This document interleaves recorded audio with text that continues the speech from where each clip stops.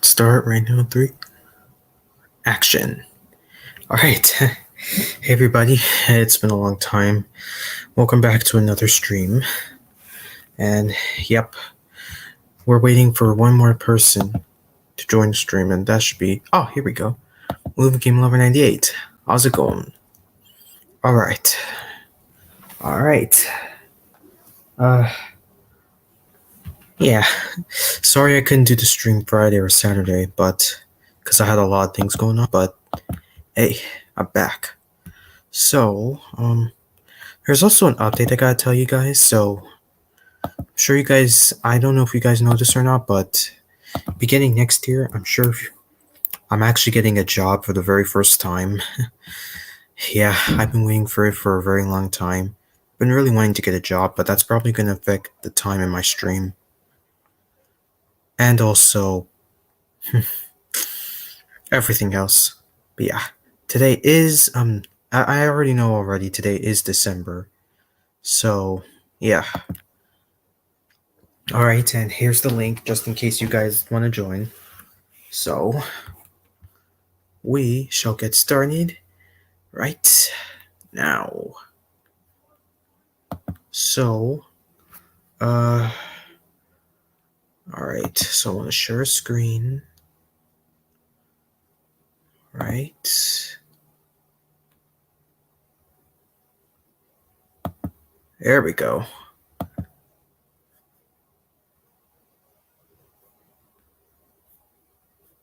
There we go. So, is my voice working? There we go. Okay, yeah, it is working. Well, I didn't apply for a job yet, but I'm probably gonna get one next year. But yeah, I'm definitely getting one next year, but I won't tell you, I won't tell you where it is because it's really personal. But hoping I can get a job next year. And also great news, by the way. I'm sure y'all don't know this, but my birthday is in 2 months, and I'm so excited because I'm gonna be a young adult at last. So, this right here, we'll probably start off with Best of James first before we move on. We move on or something. I don't know whether I want to do Best of Duck or not because, don't get me wrong, I like Duck and all, but the problem is that Duck doesn't really get a lot of role. Well, he has a lot of role throughout 1 through 4 of the show, like seasons 1 through 4. But yeah, he's one of those classic characters not to get a role, not to get much attention here. And also, so, just got some things gotta do real quick, and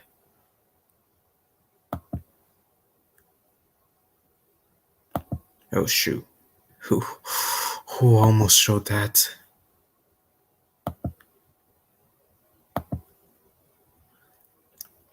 No, I would show the intro and everything, but I want this. But the only problem is that it's copyrighted and all, and I really don't want to get a copyright strike on my stream. So yeah, I want to avoid that.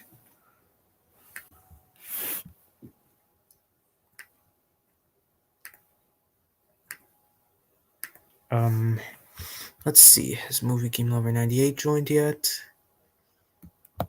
Alright, so oh, here he is. Alright. Hey. What's up? How's it What's going? up? Oh, it's going good. Sorry I couldn't do the stream yesterday because I've been very busy. I know we have a different life outside of our streams and YouTube and all that stuff. We all know that. Yeah. So we're gonna move on with Best of Percy. Actually, we didn't finish Best of James yet. Oh, we did. We left off. Okay. Oops. Yeah, we left off last time. We left off with season 9's Keeping Up with James. Oh yeah, that's right. And the next one we got is James the Second Best. Which some people say that should have been the second episode of season 10, not the second to last of season 10. But some reason that's put us just as the finale along with Thomas and Scarlowi's Big Day Out. James the Second Best. Yeah. And Yeah, like and I don't this, see why some people say James the second best is terrible. I mean, come on, it's not even that bad. the crash at the end was funny. Yeah. Also, like how think between Angelus and Brandon. Which one do you like better for James the second best, Angelus or Brandon? To be honest, I kind of prefer Angelus because despite his James impression being annoying throughout the later seasons, I still think it's enjoyable alongside his Percy voice. Well, actually, in the one where when Sir Tom had, or aka the Fat Controller, orders James to leave the shed now, is different from the Brandon one. In Brandon, he says, "James, leave the shed now," ordered Sir Topham Hatt. James puffs sadly away. And I think in Angelus, he goes, "James, leave the shed now," ordered the Fat Controller. James puffs sadly away. But also, like when they crash into the billboard, Edward says, "Sorry," said Edward. "I didn't have time to stop." Even though his James voice is annoying in this episode, at least his muffling is kind of funny. He's like, "Don't worry," groaned James. "It was my fault for pushing in." "You're finally in a poster," chopped Thomas. But in Brandy says, "Sorry, I didn't have time to stop." "Don't worry," moaned James. "It was my fault for pushing in." "You're finally in a poster," chuffed Thomas. "Maybe you are good enough after all." And then also in Sir Thomas says, "James, your racing around has caused confusion and delay," Sir Topham Hatt said sternly. "Yes, sir, sorry, sir," James puffed sadly. "Edward, your cylinder has been damaged. You can't take the children to the seaside today." But also, like, what if they add an additional scene, but they make James as being faced, but he's still in the billboard of Edward? He's in the head of the billboard. But that was just cut for unknown reasons. It just transitions to the next scene after Sir Tom Hatt is actually pleased with James's idea. "What a wonderful idea," said Sir Topham Hatt. Yeah. So yeah, now let's move on to season 11's James Spotlight episode, which is Dirty Work, not to be confused with the season 2 episode UK title. But they changed it to Diesel's Devious Deed for the second season in America and Canada. Yeah. But this one, James wants to be the star of the show at the festival at the Scottish Castle. Yeah. Yeah, what's they call it, the Scottish Castle? Yeah, I think it's called Lord's Callan Castle. No, they just call it the Scottish Castle. And Emily, Percy, and Thomas ask, "You're not busy, James. Can you help us?" "Me? Help you guys? I can't help with that." And then all three are mad at James. Just like it's the same thing with James, The Trouble with Trees in season 5, when Thomas and Percy are both now mad at James, saying, after James says, "I'd rather not. You're not a pleasant sight, and wouldn't understand the needs of a really important engine." But like I said, yes, I think was fuming. And also, like when he says, "Pa," laughed James. "If I came upon a tree, I just push it aside." If you can't push trucks, Henry, why not talk to a tree instead? You know how much you like the forest. "As a matter of fact, Bossy Boiler, the Fat Controller says that with the island of trees that are too close to the line, he's worried they might cause trouble." "Ha!" laughed James. "If I came upon a tree, I would just push it aside." "Really?" Henry replied. To be honest, I kind of like the UK version of that because it's kind of hilarious. Even though Henry sounds stuffed up with Baldwin's cyanosis making Henry sound stuffy with Alec Baldwin in the US. Yeah. Anyway, so Dirty Work. What do I think of Dirty Work? I think Dirty Work is pretty good, I'll say. Yes. And also, what else can I say about Dirty Work? And also, like, Sir Tom Hatt was not cross at James, even though he was dirty. Unlike in one of the episodes we'll see later, unfortunately, he was crossed because he let him and another passenger down. But this one, he's like, "You're not cross with me, sir? Even though my flags are drooping, I'm covered in stinky fish and coal and quarry dust? What matters, James, was getting your very important passenger on time." So yes, Dirty Work, I do love this episode. It's also on a Hit Favorites DVD. Yeah, which doesn't that version use the season 8 intro or the season 11 intro? I'm not so sure because I don't have any hit favorites DVDs of Thomas with an individual season 11 episode, but I do have ones with 2 season 8 episodes. But luckily, those ones they play the correct season 8 engine roll call and intro and end credits. But for the season Yeah, 11, and I'm not quite sure. for some reason, I know I have Holiday Express one time, and it plays the season 11 episode Henry's Lucky Day, but for some reason, that uses the season 8 intro for some reason. Even though And season, also, yeah, oh yeah, same and thing. also the end credits, which is played in a low pitch. Yeah, even though season 11 is completely different from season 8, 9, and 10. Even though seasons 8 through 10 use the same end credits, but season 11 is completely different because it's the first one the children sing the engine roll call lyrics in the theme song, even though I prefer the original opening theme where no one's singing. Even though I Yeah, don't mind even though I even though don't mind that one, to be honest. you're not a big fan of the one with the children singing the engine roll call lyrics in the theme song. I don't mind, to be honest. I mean, it is Okay. after all supposed to be a children's show. I mean, also I don't mind it with people singing theme songs in other kids shows like Dragon Tales, Bear in the Big Blue House, or Blue's Clues. Well, Blue's Clues never did that. Well, actually, the Joe version of Blue's Clues, they do make children sing. They actually make the characters sing that in the Joe version of the Blue's Clues theme song, but in the Steve version, barely. But Yeah. also, Anyways, yeah. Now on to anyways, James. James works it out. Believe it or not, probably a really great James episode alongside Hector. And also, like, this is like marks the 300th episode of the Thomas and Friends series all around. Yeah, like when it was the 200, what was the 200th episode was As Good as Gordon. Yes, And from season 8 and season 17's The Thomas Way marked the 400th. episode. And also, get this, PA Problems of season 21 marked the 500th episode. So up to Big World Big Adventures, we had over 510 episodes. Yeah, and pretty much there's a total of 584.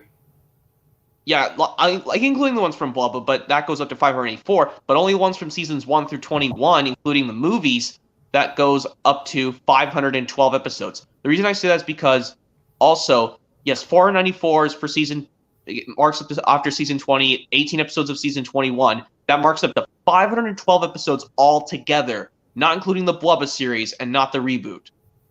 Yeah, let's not But include also- the reboot, but the Wappa series isn't too bad. But yeah, let's get back to James Works It Out. I think it's cool. Like, we know when James, there's another one where we see the fully animated Harold the helicopter. When this where he calls out, "There's bad weather all over the island. It's very hard to see everywhere." And in Hector, at least he does not roar, be mean anymore. This one he says, "Then James would better go through Henry's tunnel." James sniffed. He didn't want to be told what to do by a freight car, especially in front of Harold. Yeah, like every time the narrator says James sniffed, he didn't want to be told what to do by a freight car. It's like every time, and then he does want Hector to help him. It says, after he yells at the trucks to be quiet, "Quiet! Please, Hector, what can we do to get the train to go through?" "Can you?" Hector was happy to help. "I'm a very heavy freight car. We must go down the hill at full speed. Then we'll get the train to go through the snow." James thought it was a great idea. And yes, Thomas and Stanley were friendly next to each other when they saw James. Yeah, I Yeah. noticed that. And I think this is the first of the no, it's not the it's one of the standard gauge episodes of season 12 where it's snowy. Well, no, in what is it? In the Party Surprise from season 12, it's the only narrow gauge episode of season 12 where it's winter. Yeah. So there's only, Yeah. that's been. But I do like the snow effects in the season 12 episode. James Works It Out. It's cool. Yeah, I give this one some credit. And then we got Tickled Pink from season 13. Gotta say, Yeah. this one is hilarious. I remember watching this one a lot. I don't know why people they say some people like it, some people don't like it, Tickled Pink. But I find it kind of funny in my personal opinion because it kind of it comes from an idea from a Railway series story called, what's it called? Henry Sees Red, where Henry's painted in a red undercoat. I can't remember what it was called. I think it's called Henry's well, not called Henry Gets the Express from season 20, but it's just called Henry Sees Red from the Railway series. One of the Railway series books. Yeah, I don't see the Railway series books much. I only pay attention to the TV series. But they did that idea from one of the Railway series books. In this TV series episode, Tickled Pink, they did an idea from the episode from the Railway series story. I mean, Henry Sees Red. They do it the similar thing with James. They paint him in a pink coat instead of, because I guess they didn't want to repaint him to another red. Yeah, I gotta admit, this one is pretty hilarious. And yes, I know that's the first full CGI of the Nitrogen era where they do use Michael Brandon as the narrator and voicing Diesel. But even though I know in the UK version they do it Carrie Shale as Diesel, and who does James in the UK version of Tickled Pink? Is it Keith Wickham or is it? Because I know Rob Rackstraw did it in a different accent in the UK version. Is it Keith Wickham? Let me see. Because I know in the US. I know in the US it's Carrie Shale. Yeah. Even though, yes, Carrie Shale is both voicing Gordon and Sir Topham Hatt in this episode, but at least they do it individually at separate times. Yeah. Because Sir Topham Hatt only appears in a few scenes, and then Gordon, at least he's not with Sir Topham Hatt. That's a cool thing I found. Oh, shoot, I'm sorry. Forgive me. So, that's alright. So the voice actor was from season. So whoever provided the voice for James was from 13 to 18, right? Yes, in the 13 through 18 US, it's Carrie Shale. So we're talking about the UK, yeah. Yes, it is true that in the UK version, Keith Wickham provides the voice for James. It's actually Carrie Shale who voices James. Yeah, in the US. And also, when after the narration, oh no! In the UK, but in the US is, oh no! Diesel was surprised. And then Michael Brandon's, Diesel was surprised. At least they don't do it at the same time. The narrator says this line, and Diesel laughs at James. What are you doing, James? You're a bright pink steamy. Yeah, but of course, also when he if James thinks if he keeps hiding, he'll be late to pick up Sir Topham Hatt's granddaughter and her friends for the birthday party, and he doesn't want to let them down. Even though I don't think this has a 3 strikes you're out formula, even though I think Sharon Miller wrote this episode, Tickled Pink. See. No, it's not. It's a different writer. It's okay. Adam Plendiff. Yeah, even though one of the, like I said, this one came from an idea from the Railway series story, Henry Sees Red, and also all Percy, Thomas, and Gordon all laugh at James, saying, "James, you're all pink. What a funny color. Oh, ha, ha. I hide too if I was pink." Yeah. And then James is embarrassed, but he realizes he just doesn't want to let the children down. I also when Sir Topham Hatt's granddaughter beams at James because she likes the idea that pink is her favorite color. After she says proudly, "James, you're a pink engine. Pink is my favorite color." That's actually reused in if you have the DVD. If I have the DVD Santa's little engine in the Earl's quiz thing, that is a question. You have to answer what color was James in the episode Tickled Pink. Oh yeah, I don't think I remember that one because I didn't get the later DVD releases after maybe Merry Winter Wish. Okay. And the next one we got is James in the Dark. Yes, and this one I don't know why they used Ferdinand's lamp from. That looks like Ferdinand's lamp when they put it onto James's funnel. Why couldn't he just use a proper lamp, just like all the engines do sometimes? Well, I'm glad in season 17, I think. Yeah, season 17 onwards, they do have lamps on their front. The usual lamp that Thomas and Percy wear. Because you know how in the model series, James and the other big engines have them on their front when it's nighttime, but in the daytime they take it off. Yeah, but it was actually season 18 when they started that. Well, actually, it was the middle portion of season 17, and then Tale of the Brave onwards, they start to use it fully. But yeah, about James in the Dark, when he messes up their names when he can't see that's Thomas or Edward. First when he says, "Lamps make me feel silly. Goodbye, Henry." I'm not Henry. I'm Thomas. And then Edward and James can't see Edward, and he says, "Lamps are silly. Goodbye, Percy." Edward says, I'm not Percy, I'm Edward. And then, like, this is another one where they added the Sir Tom Hat Cross compilation where, and he couldn't even see where the pastors were. He thought that was Alicia Body in the brass band, but he picked up Farmer McCall and Farmer Trotter by accident. James, what have you done? You brought Farmer McColl's pigs. Wait, Farmer McCall can have pigs just like Farmer Trotter? Oh, oops. I think he said Farmer McColl's pigs or trotters. I don't know. I think it's Farmer Trotter and his pigs, and Farmer McCall and his cow. But yeah, this is also on a hit favorites. This is the only full CGI episode I know.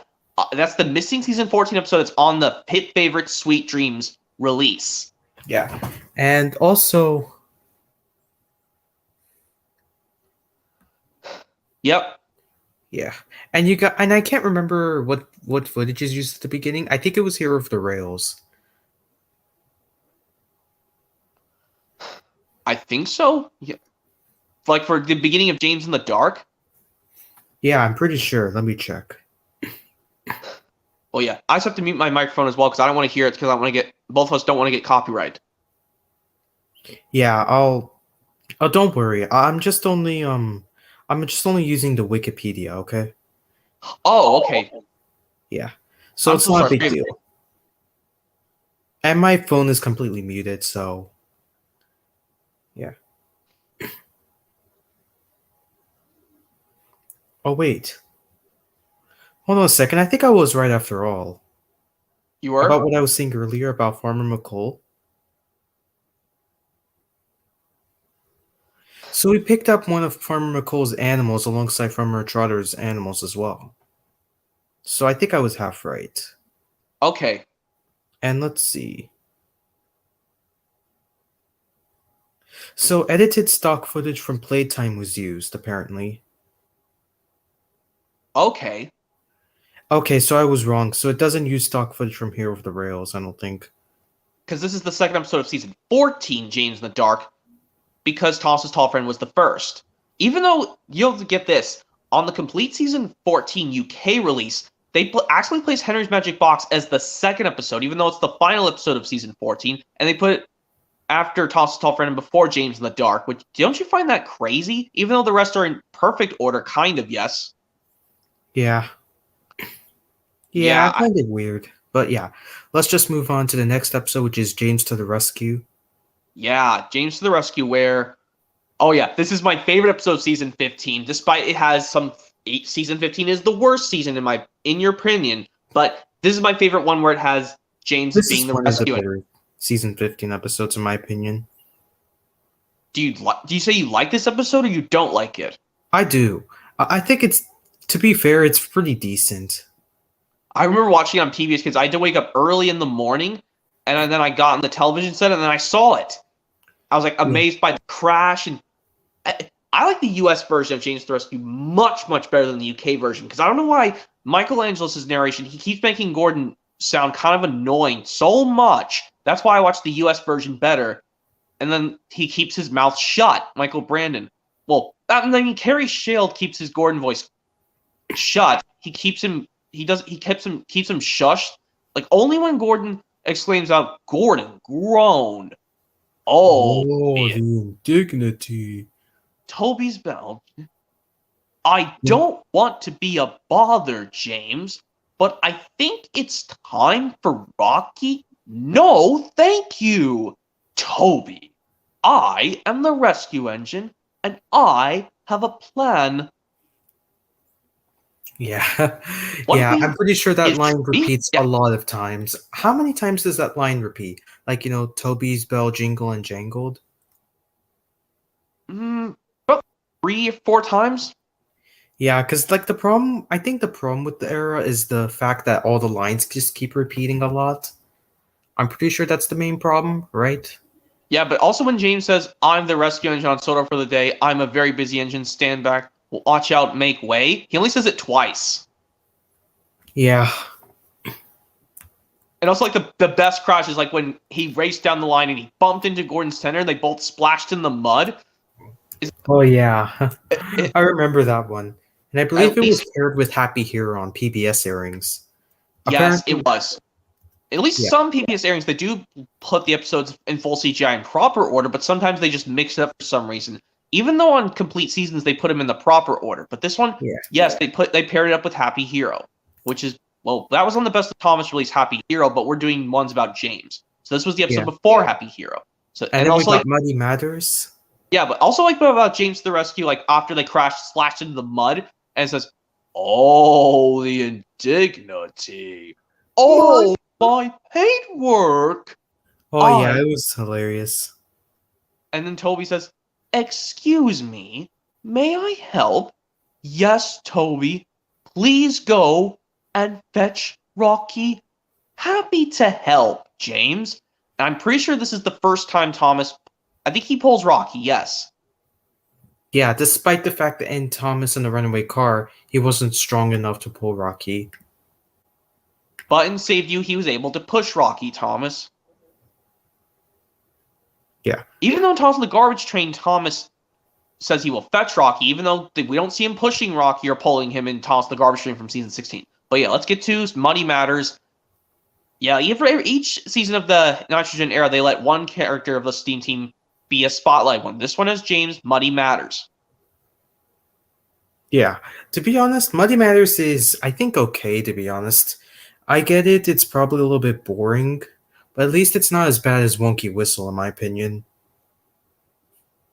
And like James tries to think he wants to save Farmer McCall's sheep from getting dirty on the way to the what kind of fair is it? Like the county fair or something?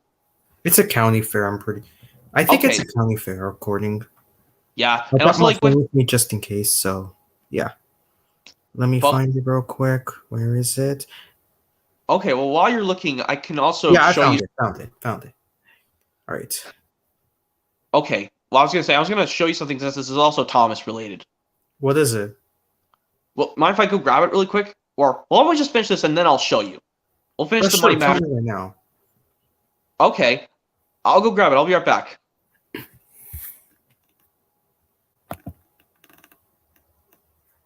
All right, so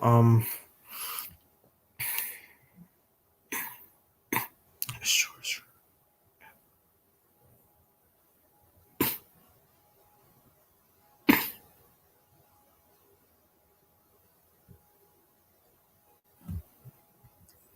To be honest, I think I can understand why people didn't like Muddy Matters, but tell you the truth, I don't mind this one. I mean, James tries to stay clean in this one.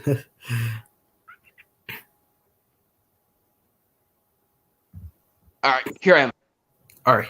So about Muddy Matters, I know some people probably didn't like the episode, but I don't mind this one. I mean, But then James realized it didn't matter if he and the sheep were dirty. What mattered was getting to the fair on time. yeah. At least Sir Tomac did not yell at the top of his lungs saying, "James, whatever has happened to you?" Yeah. Oh yeah. Here's something I found on eBay a while ago. I didn't think you'll ever see this. I don't think you've ever seen this. This is a Play School Thomas Video Now Junior PBD. Is this a UK release? No, it's a US. Oh, okay. So, what does it list the episodes? Yes, they are from season 8. Ah, yes. I tried to Oh, play all this. of them? Yes, they're from season 8. Yeah, they're all from season 8. And I think definitely you need like one of those Video Now Junior players to play these on because they will not fit in ordinary DVD players. Oh, really? So the release is called what? It's Play School Video Now Junior Thomas's Rescue Adventures. Okay. And Thomas's Rescue Adventures? Yeah, Rescue Adventures, not Railway Adventures, the PC game. Oh, it's a PC game? Railway Adventures is, but Rescue Adventures is this Video Now Junior kind of like Play School like mini DVDs. All right, I think I got there.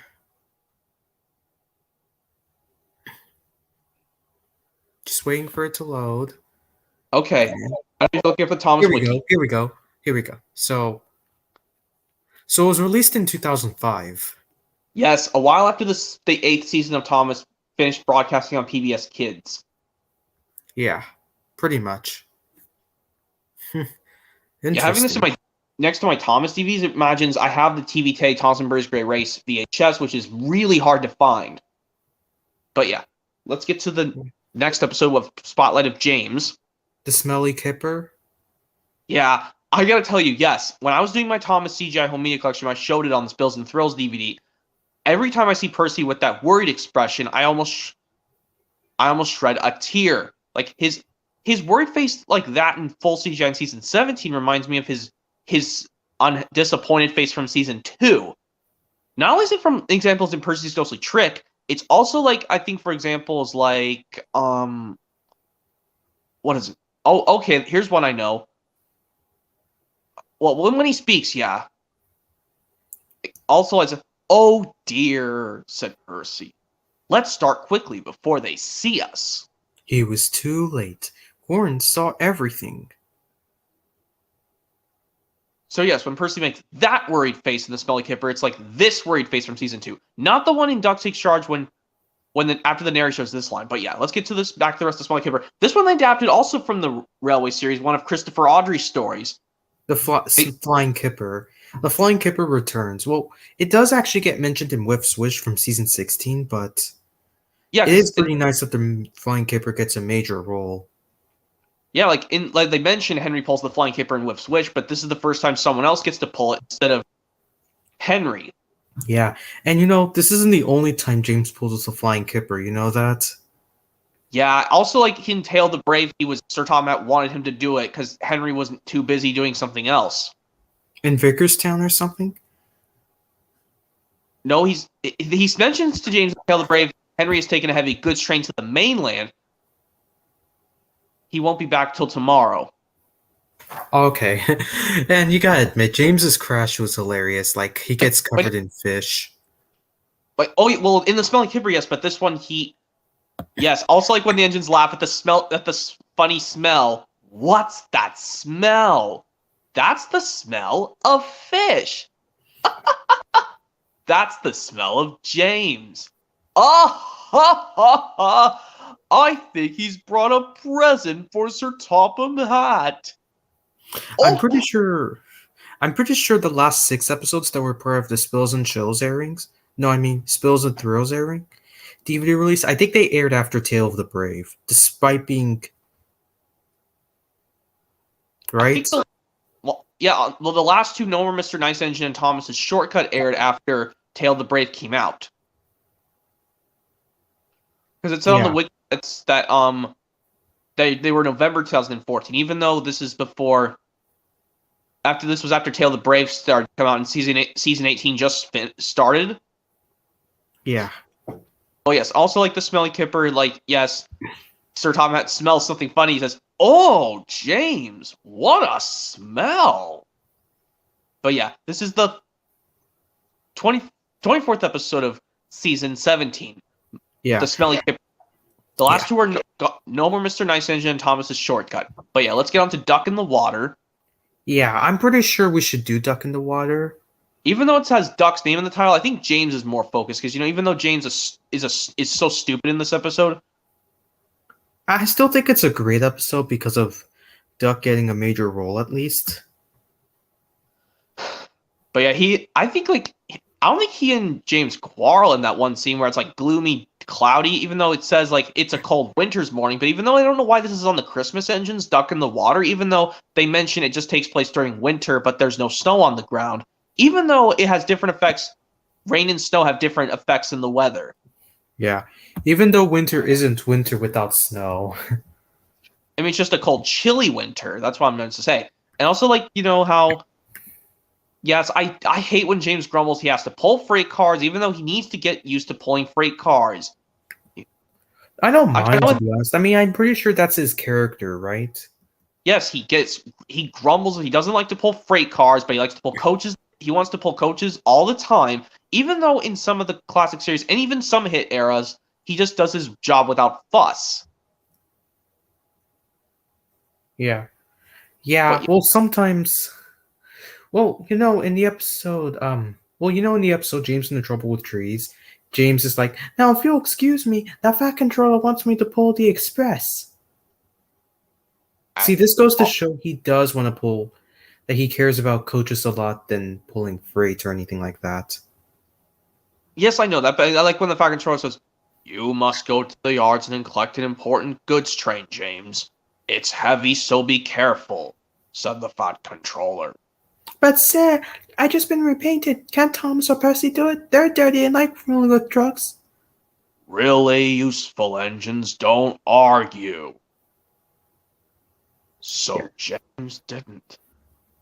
Anyways, And also, but I also like on those other one, like also like in middle engine, even though we're actually gonna get to that when we get to Best of Percy's thing in a sec. But well, we'll do it later. But yes, let's get to the next episode, which has James the main focus in season 19. Philip to the rescue. One of them, yeah, because I think a Best of Emily would be suitable for like Best Engine Ever would be Emily Spotlight. Yeah.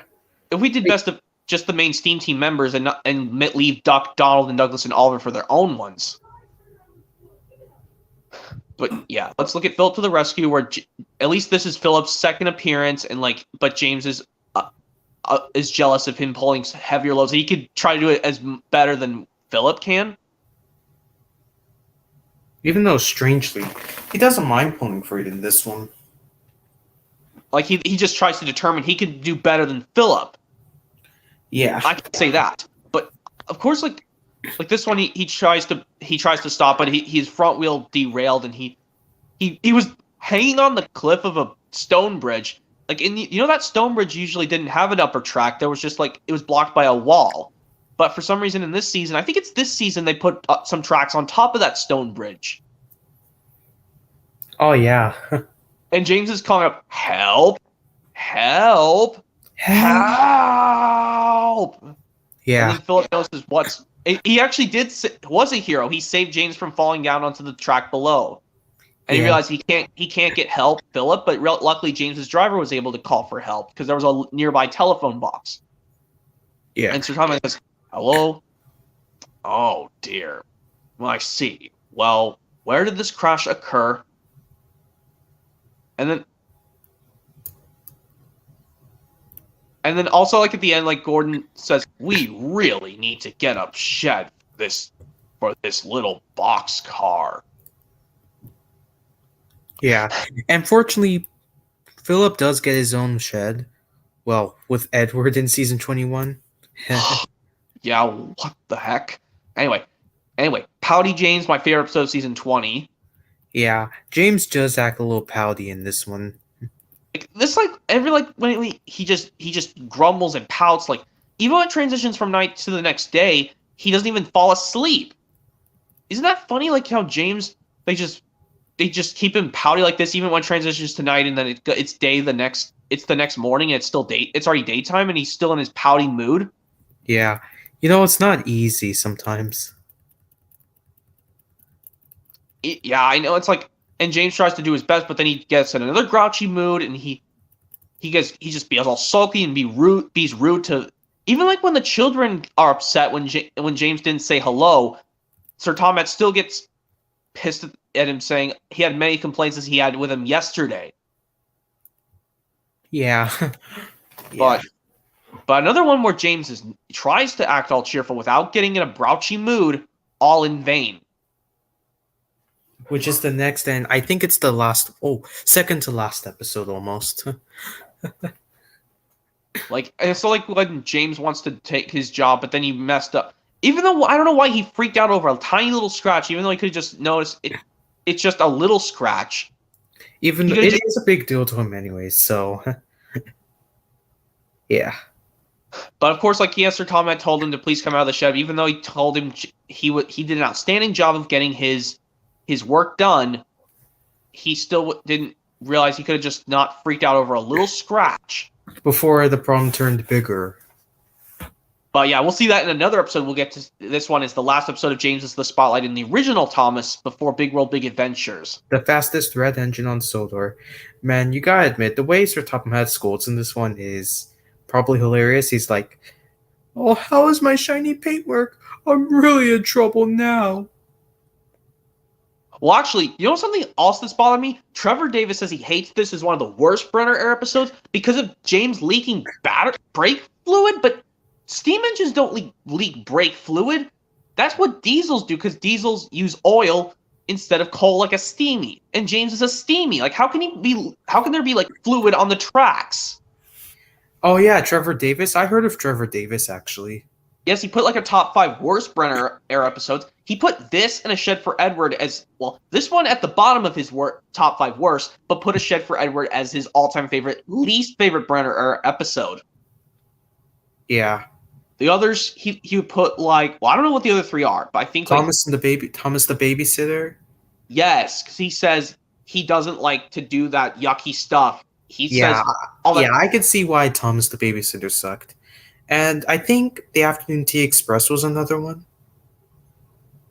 Even though Steven tried to stop after being pushed too hard by Spencer, even though it is one of the Earl's engines getting told off, season 17 he does it to Steven, and Millie in the volcano he does it to Millie. But this one, like I said, seriously, why is James leaking brake liquid fluid even though he's a steam engine? That doesn't make any logical sense. You know, something could have worked a lot better, like what? I don't know. What could maybe cause an engine to go fast or something? I don't know, because but God, like, even though James, maybe if he loses his driver, maybe losing his driver, just like what happened in Old Iron. Yes, like after the narrator says he realized that he had no driver. What should I do? I can't stop. Help! Help! Or you know what could have happened? We're coming. Called Edward. You know what should have happened in the episode?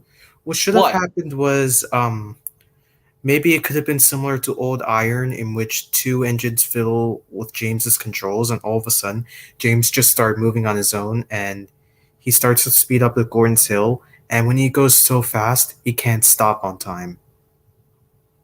And yes, you said this line, I'm really in trouble now. You can say that again, James. I told you many times about showing off and rushing about this afternoon, and now you ruined the shed. It was hilarious when he said that. Oh, honestly, James, it would have been better to go to the steamworks and have the problem fixed when you had a small one before it turned into a much bigger one. Yeah. To be honest, that could have worked a lot better. I mean, engines don't run on brake fluid, so yeah. Yeah, because James is not a diesel; he's a steamy. But yeah. But also, this is a cool thing. Rosie did speak in this episode. Finally, she spoke in a CGI episode for many years. Well, she hadn't spoken ever since the season 16 episode Sodor Surprise Day. Well, Journey Beyond Sodor was her first movie to finally speak again. Yeah. All the other movies, she was just a cameo without saying any words. Even though I would have loved if Rosie spoke in Tale of the Brave when she was right next to Thomas and Percy, when they were congratulating Bill and Ben for their bravery, she could have just said one word and she could have been on Thomas and Percy's side. That would have been so cool. Yeah. And something beginning with season 18, Rosie is seen wearing a lamp.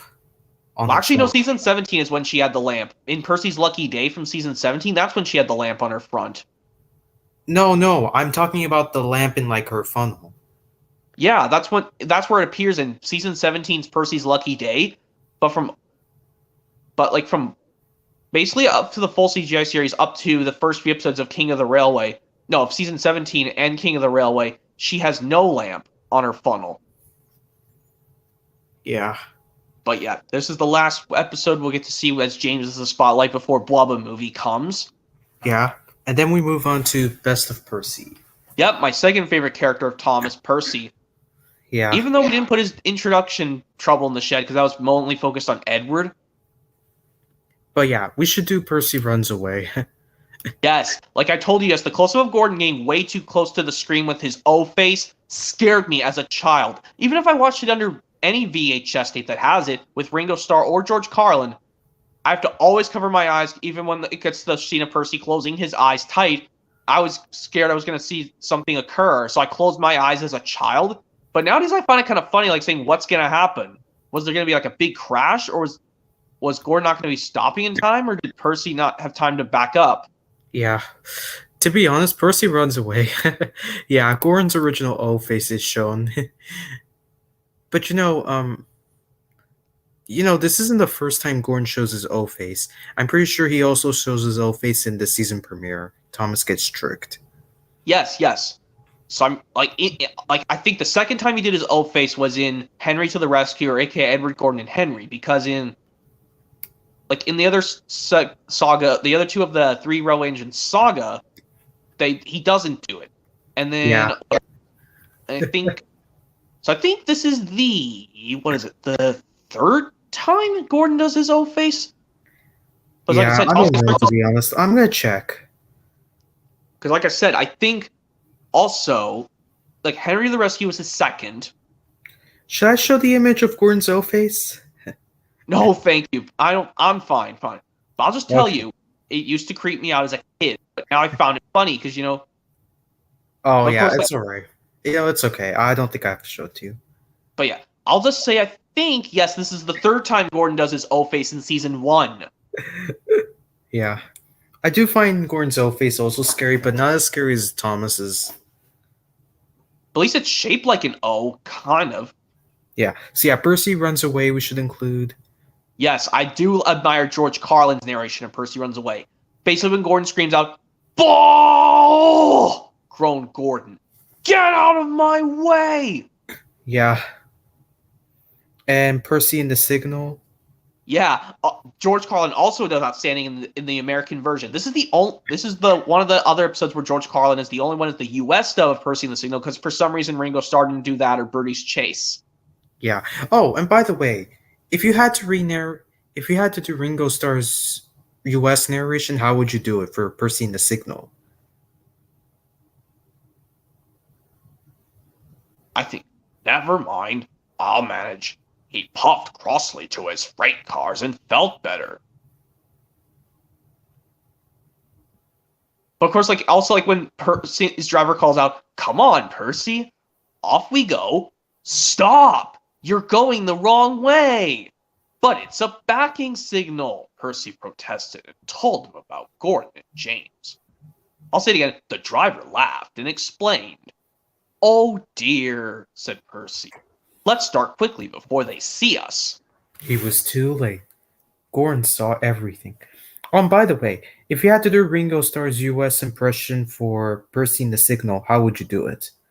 Well, I did the one where he says, "Never mind, I'll manage," and then the narrator says he puffed crossly to his freight cars and felt better. Okay, and you know the scene where Sir Topham Hatt scolds James and Percy? Well, in the If I had restored to do version, Ringo Starr's US narration, I would say this. When Sir Topham Hatt arrived, he was cross with James and Percy for causing so much trouble. in the George Carlin one, he says when Sir Tom Hatt came back, he was cross with James and Percy for causing so much trouble. Even though he should have just told off Percy, because he was the one who played a joke on James, but then James and Gordon wanted to get back at him. Yeah. And also, I'm pretty sure in the Ringo Starr UK narration, when it moves on to the next scene where Percy's being careless, he says, "One morning, Percy was being rather careless." But if there existed a Ringo Starr US narration, I bet Ringo would say, "But the very next day, Percy was still being cheeky." I think he would say that, right? If he redubbed it. Yeah, I'm sure, yes. And then he would say, "I say, you engines, I'm to take some freight cars to Thomas's Junction. Sir Topham Hatt chose me especially. He must know I'm a really useful engine." More like he wants you out of your way. Gordon looked across to James. They were going to play a trick on Percy. Oh yeah, did you know there was a major goof as well, by the way? Huh? I'm talking about the scene like when Sir Tom Hatt tells off Percy and James. It just shows James, but it doesn't show Percy in the restored version. But in the unrestored version, it shows them both. Yeah, I noticed that. And another thing I noticed as well is that when they plan to play a trick on Percy, James's face is shown to fall off. Yeah, it's like also like an example in Magic Railroad when Gordon's face is coming off when all the engines are shocked that Diesel 10's attacking the sheds at night. That's another example.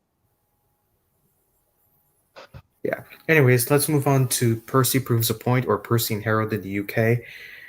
If you watch the Ringo Starr US narration, it's by far energetic. Like, for example, in the Ringo Starr US version, he's like, Percy pounded along. The cars screamed and swayed.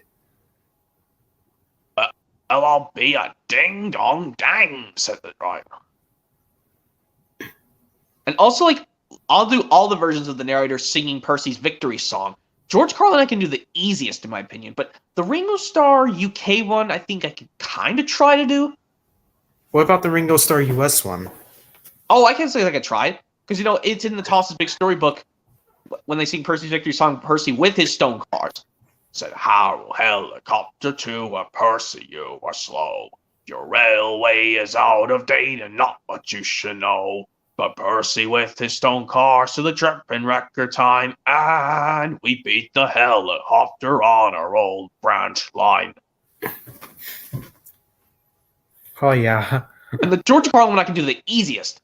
Said Harold the helicopter to a Percy, you are slow. Your railway is out of date and not what you should know. But Percy and his stone cars to the trip in record time, and we beat the helicopter on our old branch line.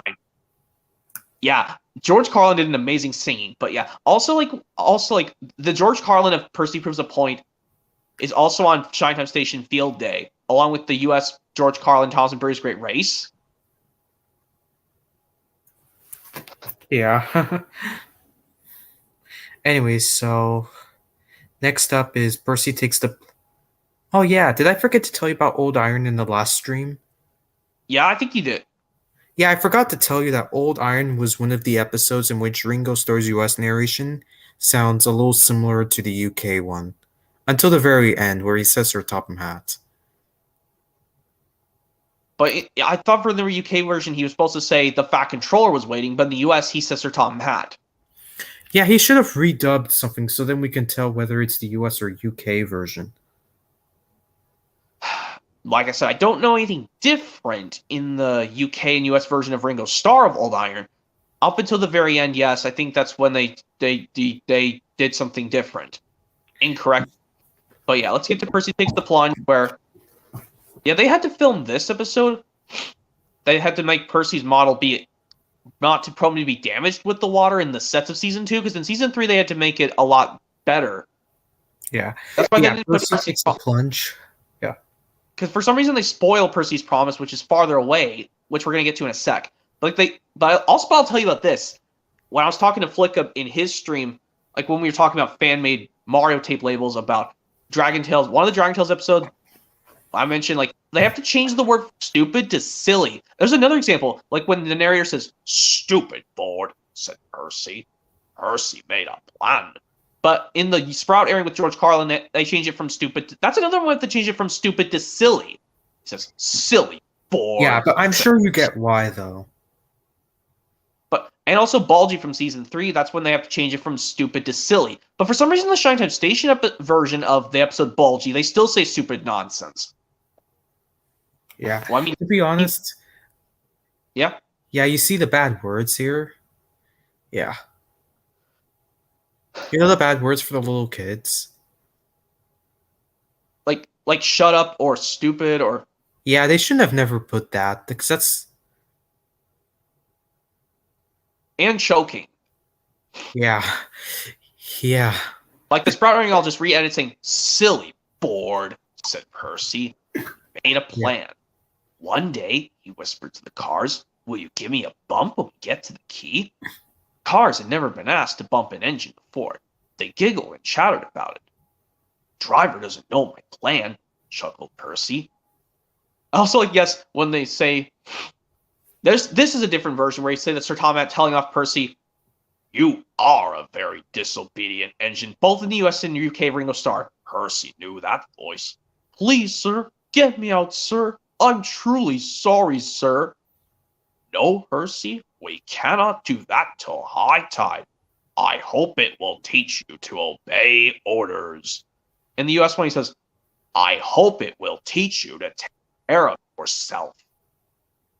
And also, like another goof, look who's puffing by in the night, but even though he's not going to be introduced till the next episode. Diesel, right? But they don't mention his name. Yeah. Yeah, I get that. But all right, so yeah. Yeah. So next up we got Percy's predicament. Which is the final installment of the Thomas Comes to Breakfast saga, but Thomas Comes to Breakfast goes in the best of Thomas because that's more focused on Thomas. This one, like, yeah, George Carlin does outstanding. Even though this and Daisy were never put on Shine Time Station, Percy's predicament, even though it'd be cool to see it on one of the episodes, alongside with a different episode in one of the season 2 or 3 episodes of Shine Time Station, Percy's predicament. Mm-hmm. But like also like when George Carlin screams out, "Look out!" Yeah. And Percy's predicament is another episode not narrated by Ringo Starr for the US. Yeah, but even though I actually there's one scene I can redub with Ringo Starr's American version. He says, "Tell you what," replied Toby, "I'll take the milk. You fetch my freight cars." And what about the scene when Sir Topham Hatt scolds Percy?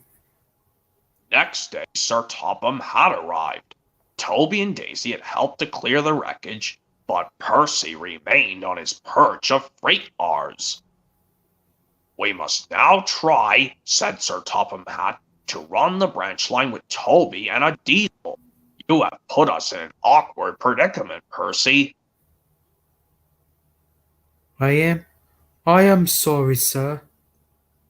"You must stay there till we are ready," continued Sir Topham Hatt, "and you really must be more careful with freight cars." Percy sighed. The freight cars groaned beneath his wheels. He quite understood about awkward predicaments. But yeah. Now we get to go to this cool one where we could do Ringo Starr and George Carlin's thing at different times. Percy's Ghostly Trick. Yeah. Percy's Ghostly Trick is if you had to pick the best scary episodes of Thomas and Friends, which ones?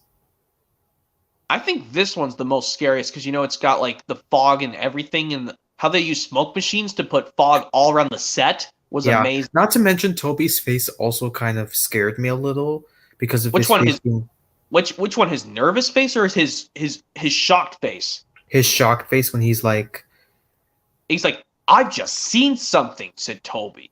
It looked like Percy's ghost. It said it was coming here to warn us. Oh yeah, and by the way, did you see my community post one time after Halloween was over?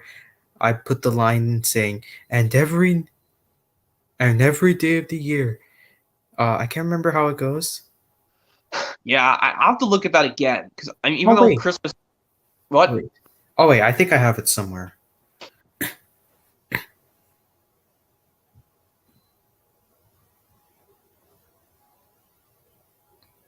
Let me see if I can find it. Here we go. And every year on the date of the accident, it runs again as a warning to others, plunging into the gap, shrieking like a lost soul. Percy, what are you talking about? The ghost train. Driver saw it last night. Where? Asked Thomas and Toby. He didn't say. Oh, it makes me wheels to wobble to think about it. "Ha!" said Thomas. "You're just a silly little engine. I'm not scared." I also like when he says his driver laughed. Don't you think in the Shine Time Station version he still says it was a pretend ghost on television, but in George Carlin he says it was only a pretend ghost story? Actually, in the Ringo Starr US narration, he just says it was only a pretend ghost story. But in the UK version, he says it was a pretend ghost story on television. But George Carlin, he still says, "Neither do I. It was only a pretend ghost story." Yeah. But yeah, now let's get on to the sequel of Percy's Ghostly Trick. Woolly Bear. Yeah, it follows up from the events of Percy's And at the Ghostly start Trick. of Ringo Starr's US narration of the episode, there is already a difference. There is? Like at the beginning? Yeah, he says, in summer, the work crew, Like, instead of saying the gangers, he says work crew in the US version. Of Wooly Bear Ringo Starr. Yeah. Yeah. But I know that George Carlin, when I think is in the summer, the workers cut the grass along the tracks, raking it into heaps to dry in the sun. But also like when Percy blows his ghostly whistle at Thomas and Ringo Starr or George Carlin. Which one do you think is more freakier, Ringo's or George's? Probably Ringo's, but yeah. But At least at least Percy gets a taste of his own medicine at the end. it's like, I also like when we find songs. Percy gave a ghostly whistle. Oh, do the impression. Which one? Like, I don't care which version, just... Wheesh! Percy gave a ghostly whistle. Don't be frightened, Thomas, he laughed. It's only me. Your ugly fist is enough to frighten anyone, said Thomas. You're like, ugly indeed. I'm green caterpillar with red stripes, continued Thomas firmly. You crawl like one too. I don't, retorted Percy. Who's been late every afternoon this week? It's the hay. It's the hay, said Percy, making up excuses. I can't help that, said Thomas. Time's time, and Sir Topham Hatt relies on me to keep it. I can't if you crawl in the hay for all hours. Green caterpillar indeed, fumed Percy. And also like the when I saw the crate of treacle spill over Percy, I was like, ew. What was treacle made from? I was like, what is treacle made from? Who would honestly put treacle in a crate? Is it like almost like sticky chocolate? Or is it just made from something else? I don't know, to be honest. But yeah, Scarf for Percy, the first episode of season 3, yes. Because we skipped Hospice and Christmas Tree because we're not doing holiday releases yet. Yeah, but we can do a holiday fan-made release, though. Yeah, we'll get to it when we finish these best of characters. So luckily we finished James, and now we're halfway through Percy now. Yeah. So yeah. So next up we got a Scarf for Percy, despite being winter themed, but it isn't. At least it's not Christmas themed. Yeah. Also, like the one scene where Sir Topham Hatt scolds Percy, he's like, "Mine," he said. "Percy, look at this." "Yes, sir. I am, sir." "My best trousers, too." "Yes, sir. Please, sir. We must pay the passengers for their spoiled clothes, and my trousers are ruined. I hope this will teach you not to play tricks with the coaches." And I can do the UK version of Michelangelis. Like, which one, the early narration or the early one's probably more energetic than the redub. The revived version? So try the early version, see if it's better. I think the early one's the best because the way Sir Topham Hatt scolds Percy, it was probably more energetic. In my opinion, at least. Okay. But yeah. Mine! Percy! Look at this! Yes, sir. I am, sir. My best trousers, too. Yes, sir. Please, sir. We must pay the passengers for their spoiled clothes. And my trousers are ruined. I hope this will teach you not to play with the silly coaches. Tricks with the coaches. Sorry, I meant to say that. It's okay. Yeah. Anyways. Yeah, Percy's Promise, the second episode of season 3, and but it's Percy's spot. Also, another one of Percy being the spotlight because these are the first 2 of the season 3. Yeah, 2 in a row. And then, yeah, I think when we talked about Best of James, we had to move Time for Trouble to the Toby section. I know the list for you edited for Best of James because now Time for Trouble is put in the Toby one. Yeah. Percy's Promise, I fixed that anyways. At least this one, they can make Percy's models in season 3 go through the water much easier, because I know in season 2 they couldn't do that because they didn't want to ruin it. Yeah. Because also I'm trying to think of which one is Carlin or Angelus can do this much cooler. Like, I think one example, when Percy sees Harold, he's worried, he thinks Harold's going to laugh at him. He says, "Oh dear," thought Percy, "Harold's come to laugh at me." Something thudded on Percy's boiler. "Ow!" exclaimed Percy. He didn't meant to throw things. It's a parachute, laughed his driver. Harold's dropping hot drinks for us. Thank you, Harold, whistled Percy. Good to be of service, replied Harold, buzzed away. I think the Michelangelo Percy's promise saying, oh dear, thought Percy Harold's come to laugh at me. So I think he goes, then he saw Harold. Oh dear, thought Percy, Harold's come to laugh at me. Something thudded onto Percy's boiler. Oh, said Percy, he didn't meant throw things. It's a parachute, laughed his driver. Harold's dropping hot drinks for us. Yeah. Thanks. Yeah. So, yeah, Percy's promise will include, I was going to put Thomas Percy in the dragon originally, but to be honest, What? I feel like putting Thomas Percy in the dragon on the Best of Thomas release is, I guess, an okay, because, I mean, to be honest, although it does focus on Percy, but Thomas has a special or something like that in this one. Well, Percy's more focused more in the episode, yes. Because I can tell it's focused more on him for like maybe some minutes of the episode. Yeah. And also like during the nighttime scene when Thomas scares Percy with the dragon at the nighttime scene with George Carlin or Michelangelos. First one, Percy yells out, "Help!" cried Percy. "I'm not going to open my eyes until my driver comes." And Michelangelos, I think he goes, "Help!" cried Percy. "I'm not going to open my eyes until my driver comes." Are you doing the revised version or the early one? I think I'm going to have to revive Michelangelos rather than the early ones.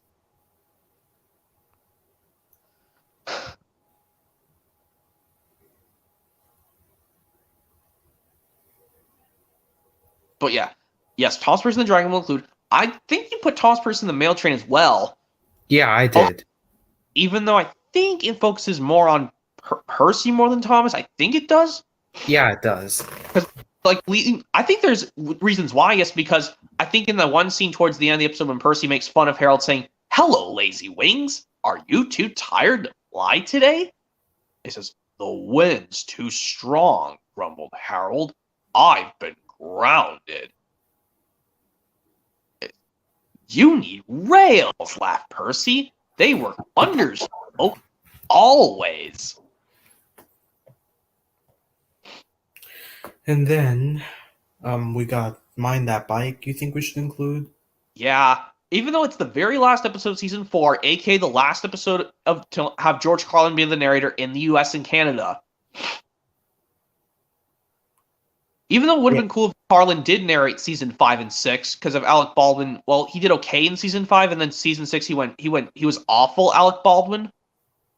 Even though the first 6 episodes of season 6, I think he sounded tolerable, right?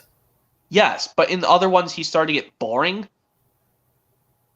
Like I admit, some of the season 6 episodes, Alec Baldwin does do a much energetic. Like in the World's Strongest Engine and Duncan Duncan, he does the best screaming help. Yeah. That's kind of a funny thing, yeah. But yeah, let's get to the Mind That Bike, which is the first appearance of Tom Tipper, the postman. And like Percy exclaims out, "Oh no!" cried Percy. "Now there'll be trouble." And there was. Everyone came running to the scene. Tom Tipper's bicycle was in pieces. "I'm sorry, Mr. Tipper," apologized Percy. "Never mind, Percy. It wasn't your fault. But now I've only my legs to get the mail delivered. Whatever will I think of next?" Tom Tipper soon found out. Next, wait, thanks, Percy. And the final one's, "So I did help," said Percy. "But by accident, you." Rest in peace, Carlin. Yeah, and also David Mitton. Yeah, let's just have a moment of silence. But yeah, now let's get to the first episode of Percy the Spotlight, season 5. Bah. I thought we were gonna do Horde Lori, but I think we should go straight to Bob season 5. I mean, Horde Lori hardly focuses on Percy at all. Like maybe the first couple minutes, and then the other ones have the. And then her sees the spotlight, and this one scene is like, "What's this lump of steaming scrap iron?" He teased. But yeah, let's just go do Bot, and of course, like, yeah, this one is like when Percy's too tired to think what's his favorite station, he says, "The docks," he thought. "Ha," sniffed Thomas, "we can tell." Toby laughed. "The docks are full of fish, not flowers." He says, "All right then, Arlesdale End." "That's my home," replied Toby. "That's why I like it, especially when you're there and not here saying I'm silly. Good night." I think I can do the Angelus version. "The docks," he... "Ha," sniffed Tom. "We can tell." Toby laughed. Toby laughed. "The docks are full of fish, not flowers, not flowers." "All right then, Arlesdale End." That's my Okay. home, replied Toby. That's why I like it, especially when you're there and not saying I'm silly. Good night. Also, yeah, Put Upon Percy's another one of Percy's spotlight. Percy got more spotlight episodes in. I think this one Percy got 3 spotlight episodes to himself in this season, season 5. Actually, 4. I mean, I guess that's. Well, yeah, I mean, you only put 3 because. Actually, okay, there's 4. Yeah, Happy Ever After we'll get in a second, but we gotta do Put Upon Percy first. Like, also when Annie Clarabelle laugh and sing, "Percy's been put upon, put upon, put upon, Percy's been put upon, poor old Percy." Yeah. Percy is being put upon. I am. Like, this one YouTuber, he's scared of Put Upon Percy. I don't know why. Despite it has, like, season 5, they try to make the filming the best. Have you watched the blooper and fails deleted scenes video of season 5? What are you talking about? The deleted scenes? Yes, but also like when they do some takes of the episode, but they mess up. They do a blooper or fail. Oh, yeah. And did you see the blooper videos for season 10? Like, for example, in Duncan's Bluff, where James runs out of coals, his eye pupils are not shown, which is really creepy. Oh my god. Wait, so season 10 they did some kind of blooper fail, just like season 5? I think they did. Like, I've seen it 2 weeks ago during Thanksgiving break. And my god, the scene where James runs out of coal and has no eye pupils at all, that was creepy. But yeah, of course, like I could tell from Baldwin or Angelus in Put Upon Percy. I also like what I think Angelus upbeats his silence with the Fat Controller in that version of Put Upon Percy. He says, "Silence," said the Fat Controller. "Percy, you've done a good day's work. Now get a good night's rest." Yeah. Also, like Alec Baldwin says, "Silence," said Sir Top Hat. "Percy, you've done a good day's work. Now get a good night's rest." "Yes, sir." I wonder, Thank you, sir. I wonder what would happen to the other engines as well. What? What do you mean? In Put Upon Percy? Like the big engines when Sir Topham Hatt tells them to be quiet and all. Even though Thomas and Duck are in the sheds, right? I'm pretty sure Duck was in there. I mean, he was next to Thomas, laughing with the others. But yeah, let's get to. Oh yeah, Happy Ever After? Yeah, I know I had memories watching that episode on the Make Someone Happy 2002 DVD release. Yeah, and I know you said at the way beginning of the stream you're going to be getting starting. Huh? You said you be getting an actual job soon. Yeah, next year. Okay. Well, I'm applying for one this month, but I have to wait a month to get the letter. Yeah, that's what. Yeah, I know you can just apply online on the computer or on phone or something. Yeah. But at the beginning, Alec Baldwin's narration, for some reason, it kind of reminded me of season 8 or something, but I don't know why. Like at the beginning when he says, "The engines on the island of Sodor love holiday time." Yeah, I don't know why. It kind of reminds me of that. Like a low, kind of like a low tone Michael Brandon in a way. Kind of. But also like when Percy speaks to Edward, I'll do the scene again. We have to find a good luck package. Do you know what that is? Oh, yes, indeed, said Edward. It must contain something old, something new, something borrowed, and something blue, Percy put it. But where do we find it? Edward smiled. They're probably pumping you up with your spell box. Now I have to fetch my special train. I'm taking guests to the wedding. I think I can do the Angelus version. We have to find a good luck package, said Percy. Do you know where that is? Oh, yes, indeed, said Edward. It must contain something old, something new, something borrowed and something blue, Percy put it. But where do we find it? Edward smiled. Edward smiled. I'm pumping you up in your smallpox. Now I have my special train. I'm taking guests to the wedding. And of course, a big surprise for Percy. I know this one. I know I watched that one before on the Make Someone Happy DVD release. Well, even though it's before Happy Ever After on the release, but this is in the chronological order of the season, it goes after it. And also, like, another scene is like when, how are things? Asked Toby. Boring. Well, why not have a few fast spins on the turntable? That'll make me comfortable. I think it would make me giddy, said Percy. Percy's driver interrupted. Stop gossiping, you two. Wait, how are they even gossiping? I don't know. It's not like, gossiping means spreading rumors, right? Well, yes, but I don't know why Percy's driver would say stop. He could have just said stop bragging, you two. Or, no, not bragging. I mean,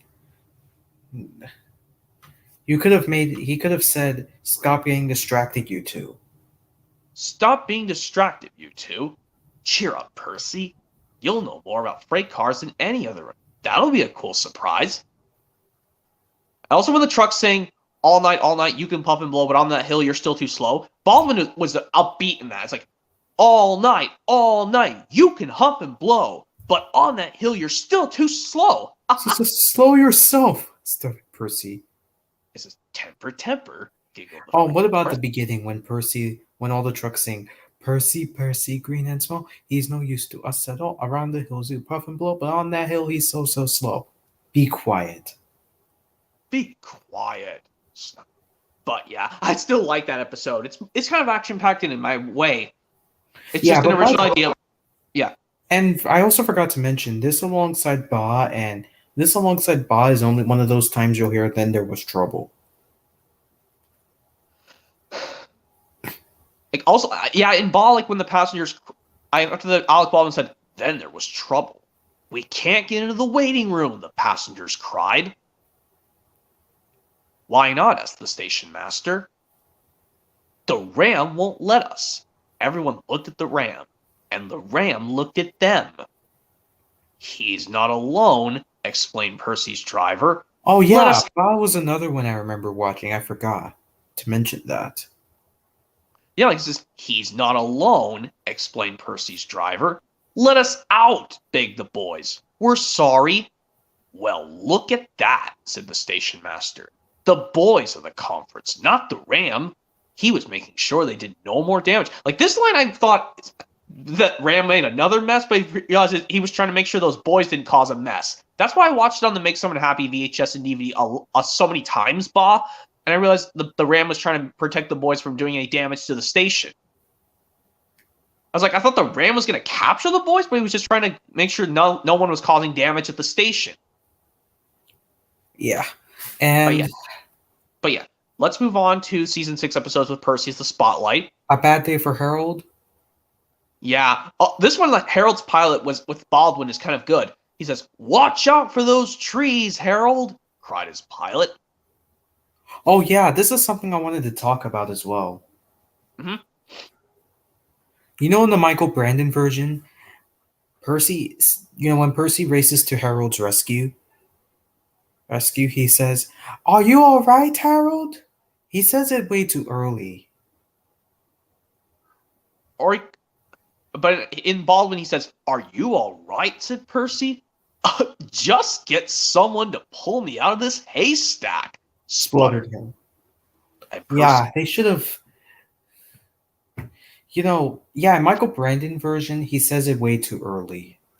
like when he says, "Are you all right, Harold?" But Baldwin, he doesn't even say that. Yeah. Soon Harold's engine was fixed and he was flying again. I was like when he whispers to Percy with Baldwin, it's very good. "Thanks for getting help to pull me out of that haystack, my friend." Yeah, even in the Michael Angelos version, did you know? Did you know A Bad Day for Harold? There existed a UK Robert Hartshorn version of the UK version of Percy, A Bad Day for Harold. Did you know that? Oh wow!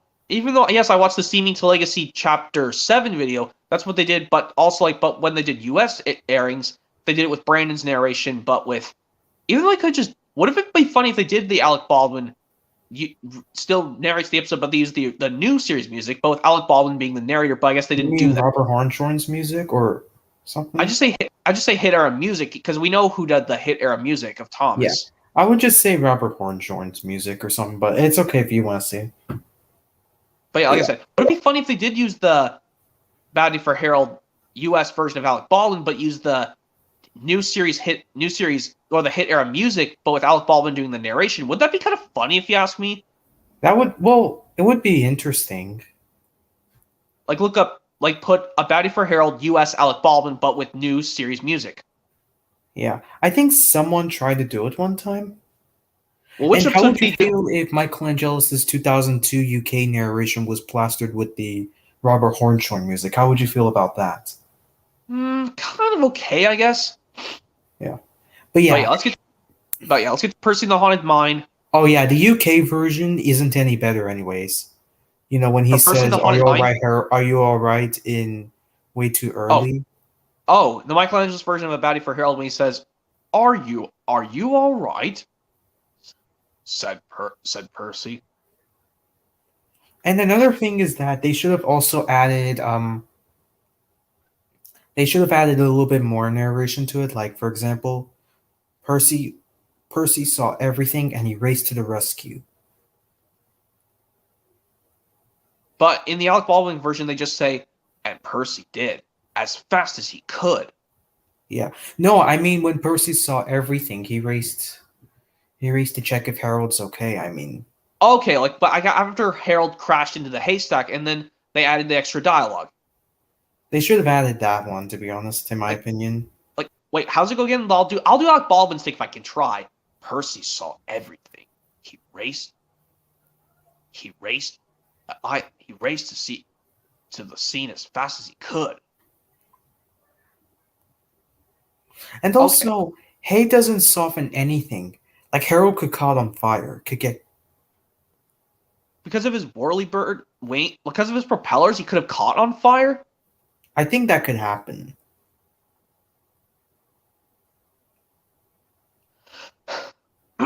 But yeah, Percy in the Haunted Mine, yes, we'll do the. But I think Baldwin's Percy scary, like when he's scared, after he exclaims out, "What was that?" shouted his driver. And he says, "Double bouncing buffers!" shrieked Percy. He was so scared and he lurked forward and ran the freight car. "Naughty gnomes!" cried Percy. Yeah. To be honest, I don't know why people say Percy in the Haunted Mine is bad. I think it's personally, I find it to be a decent episode and pretty scary. Yeah, it's even though they don't mention more of engines trying to be scrapped ever again, not until up till season 8's Toss to the Rescue, Diesel mentions no wonder Sir Thomas is thinking of scrapping Steamies. Even though they stopped mentioning scrap in season 6, but for some reason in season 8 they go back to doing it again. Mm-hmm. But yeah, Percy in the Haunted Mine, I think I find it good. Yeah, it's better than what's to come next. Oh man, yeah, we gotta talk about it. Which Middle is, I know. Yes, I know. It's the worst episode without a doubt.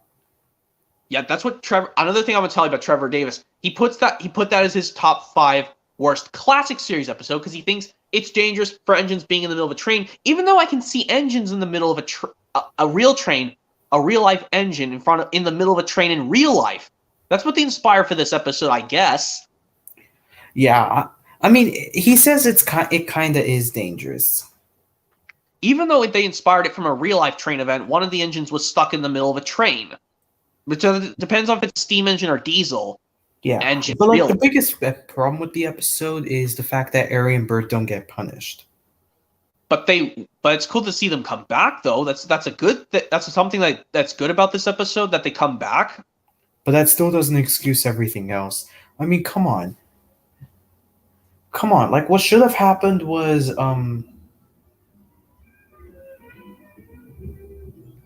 Oh, you can hear something outside? Huh? Oh yeah, okay. Anyways, was it your screen or mine? Huh? Was that your screen making the background noise, or was that me? That was mine. Sorry. It's okay. But yes, about middle engine, yes, I know they inspired it from a real life event where one of the engines was stuck in the middle of was positioned in the middle of a train. Even though it's a clever idea for David and Britt to do, or even though David Mitten's primarily just because Britt Allcroft's not the director of this series, even though she's still involved with the show, David Mitten did do something clever because I think he's the director of this episode. Yes. Yeah. I think, but like, one way I think should have worked better for this episode was maybe Sir Topham Hatt should have found out that it was Ari and Burr who caused all this confusion and all that stuff. But also, like, so also when Percy Percy gets punished, but it's not his fault. In the Michael Angeles version, they added additional dialogue after Percy cries out, "Help! Help!" cried Percy. "I'm not a trunk." But in Alec Baldwin just says, "Help!" cried Percy. Oh yeah, I noticed that. And also, like, which one is more harsh when Percy gets told off by Sir Tom Hatt, even though that was not his fault? Baldwin or Angelus? I think Angelus. "I'm very disappointed in you, Percy," he said. "You know it's against the rules to go onto the tipper's loading ramp." Yeah.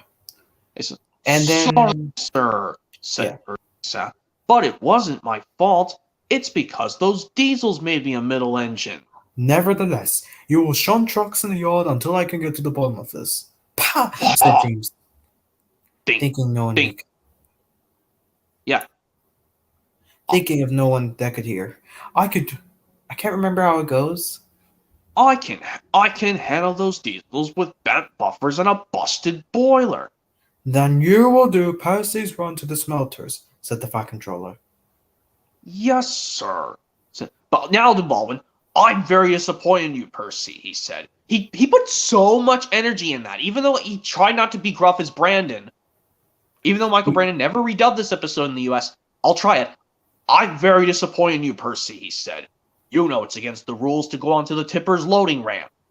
"Sorry, sir," Percy said sadly, "but it wasn't my fault. It's because those diesels made me a middle engine." "Nevertheless, you will shunt freight cars in the yards until we can get to the bottom of this." "Pah!" said James. "Think no one can hear. I can handle those diesels with bent buffers and a busted boiler."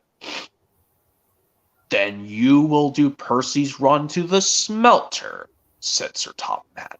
"Yes, sir," said James. Did you do the Baldwin version? Yes, I did do it. I thought you did the Brandon version of how it would happen. No.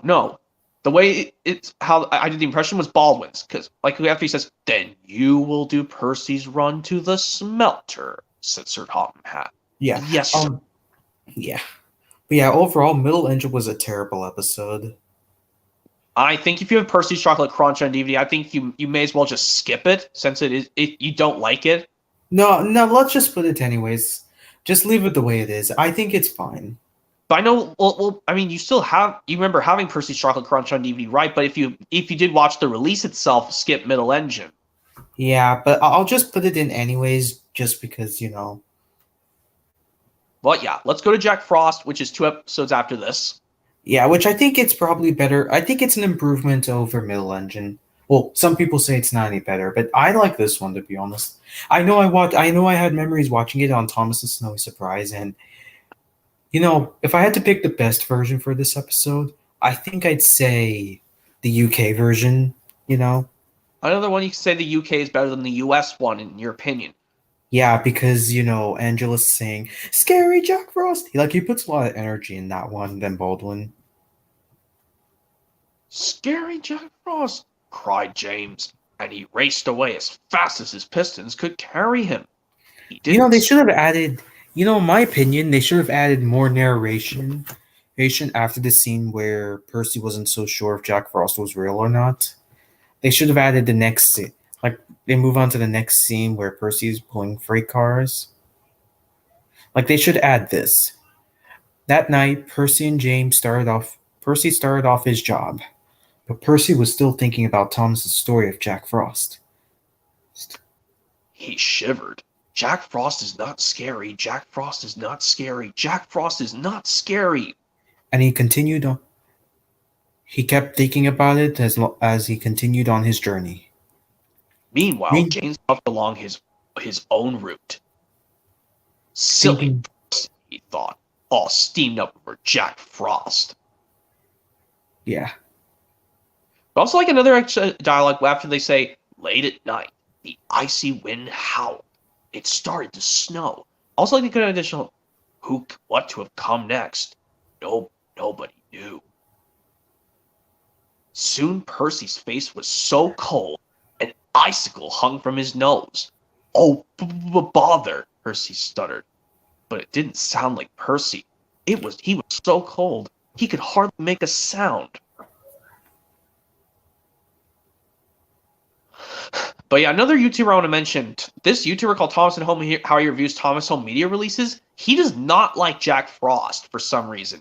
Yeah, I can understand why people didn't like it, but to be honest, I would rather watch this one over Middle Engine anyways. But yeah, Percy's Chocolate Crunch, another one. This one has funny moments in it too. I think another one. And they should have added more narration to this one, in my opinion. Like, let's just say at the start, on the island of Sodor, Sir Topham Hatt's engines love being shiny and clean. It makes them feel cheerful as they do their jobs. Goran likes pulling the express. Thomas likes puffing on his branch line with Annie and Clarabelle. Well, actually, the scene that they used at the beginning, like Henry and Edward puffed along with their usual loads. Toby puffed along with Henrietta. And while all engines do their usual jobs, all engines have different jobs. Percy, on the other hand, often has the dirtiest work to do, but he likes to be clean as well as any other engine. Yeah. Washes are important to Percy. Yeah, also another one when Percy crashes through the chocolate factory, I think Alec Baldwin's yuck is so much superb than Angela's is. Like, he goes, yuck! He groaned. I've never been this dirty. Yeah, so if I wanted to add more narration to it, like, when the scene where Percy was coupled up to the cars, let me add more narration to it. So soon Percy was coupled up to the sugar cars, and was on his way to the chocolate factory. But up ahead there was trouble. Percy didn't know earlier a leaky freight car spilled oil on the track, making the tracks very slippery. Percy wasn't aware of this. But when he saw it up ahead, his driver slammed on the brakes as hard as he could, but Percy's wheels just slipped on the oily rails. Oh no, he cried as he crashed straight into the chocolate factory. Oh no, hooted Percy as he crashed through the chocolate factory. And he goes, They should have added that, in my opinion. And also for Michelangelo says, yuck. I've never been this dirty. And they should have added a scene where Percy was being lifted on a flatbed by Duck or something. Well, I don't know why they didn't do that, because they barely used the breakdown train in this season. Now, rarely times they use the breakdown train, but yeah. Yeah. Soon Percy was being loaded. Soon his driver went to phone call for help, and Duck brought the breakdown train, and he thought it was funny when Percy was covered in chocolate. Percy was worried about what all the other engines would say, but that evening when Duck brought him back to the sheds, All the engines laughed at him. You look good enough to eat, Thomas hooted. Bon Bon Bon Bon Percy. Percy, Chalk ice on wheels, chipped in chipped Henry. in Henry. Disgraceful, said Gordon pompously. Said a Ahem. stern voice. It was Sir Topham Hatt. You had a trying day, Percy. Yes, sir, said Percy from the chocolate. But you Have did show shown. us that usefulness always comes before cleanliness, so you shall have your washdown. Oh, sir. And a new coat of paint. Percy just beamed. Yeah. To be honest, they But- should have added one scene and all that stuff, and should have added more narration to it, in my opinion. And another Yeah. thing they should have also added was, when Percy was making his way to the Callan station or something like that, it should have gone like on the way to Callan station. The troublesome trucks were being troublesome, were teasing Percy even more. Clickety clack, don't look back, dirty Percy's on our track. Be quiet, Percy snapped. And he continued all the way. And he just continued on all the way to Callan station. When Percy Yeah, finally arrived, he was very upset. From now on, I am only doing work that won't get dirty. And also, like, Yeah. the Charles Harry Brooks called Holcomb. Percy Dirty Percy in this episode before Thomas Percy and the Squeak even came out. Yeah, like this is another time Percy was seen dirty or something. So yeah, Percy's chocolate crunch will include, and then we move on to Percy Gets It Right, which this will have Michael Brandon's narration, but with the original Mike and Jr. music. But there is a Michael Angelis version with the original music, so yes. But we're doing only the U.S. narration, so Michael Brandon, yes, we'll do.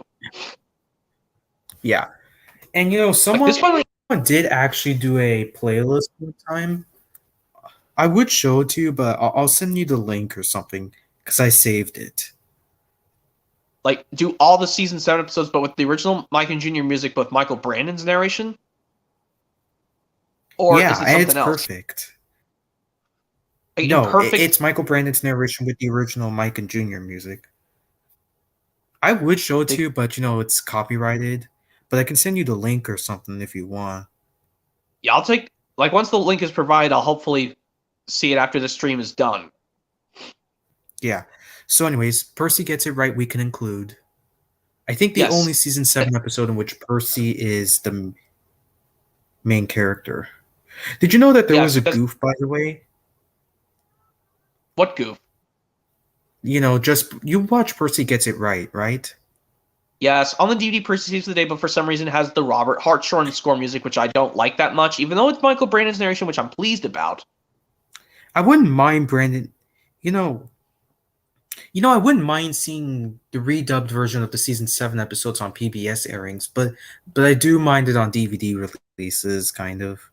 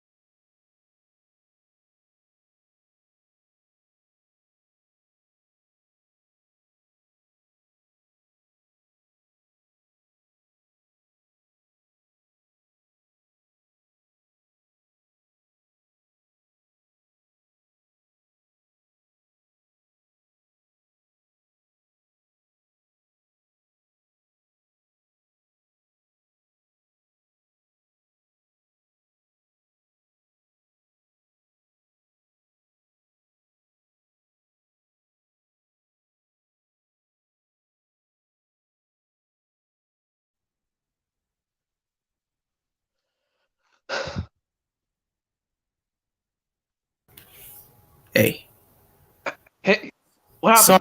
happened? Sorry about my Chromebook crashed for some reason. Oh, that sucks. Yeah, I Can't show didn't the. expect for it to happen, to be honest.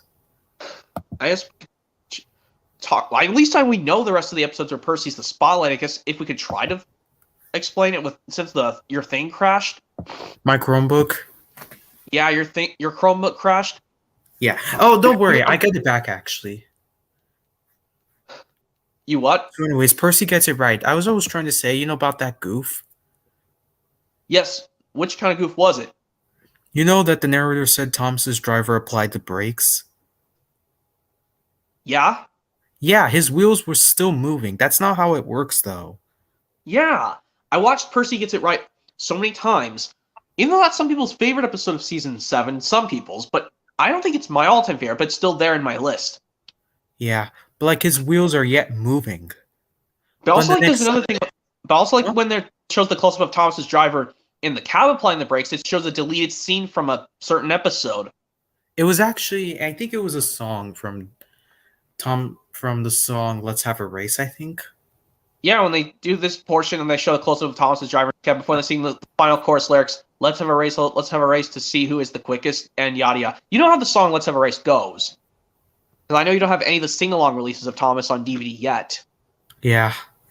Yeah. But yeah, Anyways, Percy, so but like you say, yeah, I think why does Thomas's wheels still move even though when his driver applied the brake, that doesn't make sense.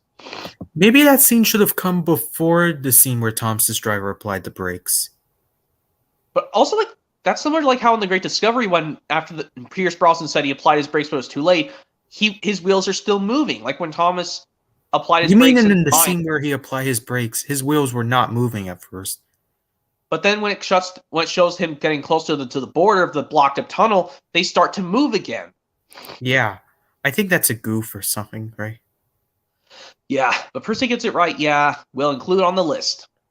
Yeah, that's the only season 7 episodes, and then we move on to 3 season 8 episodes. 3 of them? Wow. I guess Percy gets more. 8 episodes of which Percy's the main focus. Percy's New Whistle, Yeah, Percy's New Whistle is some people's least favorite Percy episode of season 8 because Percy needs to learn better than to stop whistling constantly.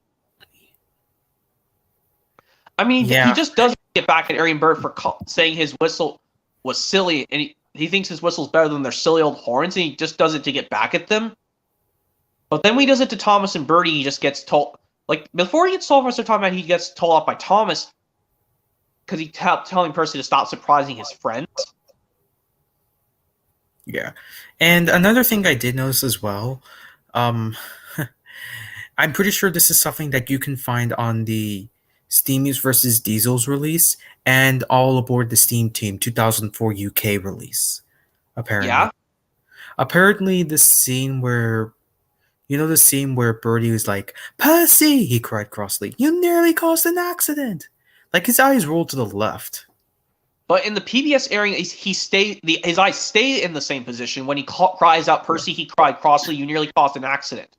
Yeah. Actually, my hit favorites, what was it? Frosty Friends. I think it still does. It does the same way as the PBS version. Yeah, it does apparently. Despite it's in full screen, it still does the same thing as the TV version. Yeah, I noticed that. And then we move on to Percy's Big Mistake, which I know I had memories watching it on Track Stars. Yeah. Also, like when Percy's fear he's going to be scrapped, but he was just misunderstanding. But Sir Tomat, because he says he thinks he's going to be scrapped, but then Sir Tomat was telling Percy all along he was just talking to his driver. He's been working too hard. That's why he was running late. Yeah, and Season 8, despite being part of the hit era, at least this is one of those times in which we do get to see one of the drivers get a role. Like, for example, in Percy's New Whistle. Like, really? Like, also, like, when his driver speaks crossly to him, he says, "Now I will have to go for help," he said. Yeah. And this one, Percy's driver and Percy's mistake, he says, "Be careful," said his driver. "Tar is sticky stuff." At least the drivers do get some role in this one, in this season, so I can't complain about it, right? Would you? Yeah, at least some episodes they let the drivers see what's going on, kind of. Yeah. Well, So mostly Percy, in this season, but because in later seasons, I don't know why would Hit Entertainment make the engines control themselves. yeah, I don't know why, but yeah, of course, like where We yes, move on to Percy, Percy and the Magic Carpet. I know I yes, had memories watching it on It's Great to Be an Engine 2004 release. it's also on the 2008 hit favorites Springtime Fun, where Yeah. And I gotta say, Brandon's narration seems a little smooth in this one. Like when he even though the says, in the wind special effects kind of look CG, even though the models are still in the production. yeah. And Yeah, also, I this is know, like, also the only season 8 episode Murdoch appears in. Despite yeah, the last episode of season 8, Percy and the Magic Carpet. the season finale, I know that. And I gotta say, Brandon's narration is smooth in this one. You gotta admit. Yeah, Like, basically for like when he's example, mhm, when he does his salty impression, he's like, "What's so special about a carpet?" he said gloomily. he wished gloomily. Maybe it's a magic carpet, me hearty, said Salty. I've heard tales of carpets that can fly. Do you know any magic words? You mean like, please? Asked Percy hopefully. No, Percy. Other magic words like hey presto, hocus pocus, and abracadabra. Cranky Yeah. lowered the carpet into Percy's flatbed. It It doesn't doesn't look look. very magic to me. And also, when Gordon says, a carpet? No wonder Sir Topham Hatt gave the job to a small engine. And then Yeah. he cries out, look, cried Percy. It is a magic carpet. It can fly. That's not magic, snorted Gordon. That's just the wind. I remember that one to be honest. And the one scene I did find hilarious, well, was when Brandon said, "Look." No, I can't remember this one. "See? It is magic. It can fly." Like he says it the second time, except when the carpet lands on Toby's roof. Oh, Yeah, and did you know there was a goof I didn't notice until now? which goof? Like, you know that the carpet when Percy reaches Marin Station, I don't know what station he reaches at. I think it's Kelpstorp Road or It's Marin. Kelsthorpe Station. Yeah, when he reaches Kelpstorp Station, the carpet lands on the tracks. But in the next scene, when the narrator says, "Then there was trouble," the carpet can be seen on Kobe's roof. I didn't notice that until now. What? I thought the carpet flew off Toby's roof earlier, and it's on the tracks now. And when he says, but then there was trouble, but the carpet's on his roof? Like, what? Yeah, I noticed that until I didn't know that until now. Is Apparently, it like if you find it on the widescreen version, or you found it on the DVH Great Screen Engine, but it's in full screen? I think it was on. I think it was mostly on widescreen. I don't know Okay. if it was on It's Great to Be an Engine. But I'm gonna check real quick, but I'm gonna make sure my volume is low so that way I don't get copyrighted. But yeah, like I said before, out of all Michael Brandon's narration, out of all the episodes in which Michael Brandon's narration is smooth from season 8, I think Percy and the Magic Carpet was probably his smooth one. But yeah, as you're looking, I may as well do this other scene when after the narrator says James was taking on, and also like what's this one he says, "Help!" cried Percy. "Murdoch has got my magic carpet." There's no There's such thing as a magic carpet, huffed James. That's what Sir Topham will say to him later in the episode when he gets to Maithwaite Station in perfect time. He Yeah. says, it tried to get away, said Percy, and caused confusion and delay. Sir Topham Hatt laughed. Okay, so apparently it was seen on the widescreen version, not the full screen version on It's Great to Be an Engine. However, maybe if you get the It's Great to Be an Engine, the UK version, maybe you'll find that goof or something. Yeah, I could just play it, the US version, with it side by side, because I don't want to listen to Michelangelo's Percy voice. I don't mind Angelus's Percy voice. I mean, despite being annoying, I still think it's probably interesting more in my opinion. But yeah, then we move on to the season 9 premiere, Percy and the Oil Painting. And Michael Brandon, when he says the title out, is kind of good. Like it says, Percy and the oil painting. Yeah. And I think season 9 was when Brandon's narration got way more annoying. Yeah, that sucks, doesn't it? But Yeah. I mean, in season 8, he was spot on, I'll say. like, I think like when the actual episode, like, I think Brandon does the famous artist impressions better than Angelus, in my opinion, because you know how he says, "The sand is too yellow." He sighed. "I want you to show me somewhere special." This upset Percy. Yeah. He thought, Anyway, so Percy in the oil painting will include. yeah, and also like when Brandon does the impression of the famous artist, he speaks Italian for the famous artist. Or does he do British? Yeah. Yeah. But sometimes, when it comes to narration, I think I prefer the UK one just because I think it sounds less annoying. But yeah, and also I noticed in person the oil painting. Why is there a track underneath that old viaduct from season 3? Even though in the older seasons there was no track underneath that viaduct, there was just river. And Wait, what are you talking about? the one scene where Percy and the famous artist are beneath the viaduct that was previously seen in season 3. How is there like a track that goes underneath it? But it was just originally it was just had water on it underneath it. Yeah. Oh, yeah, I noticed that. This is probably used in season 9. I think the viaduct was actually last seen in season 6. That viaduct that doesn't have track beneath it, but for some reason it comes back. Oh, no, no. Just a viaduct with no track under it.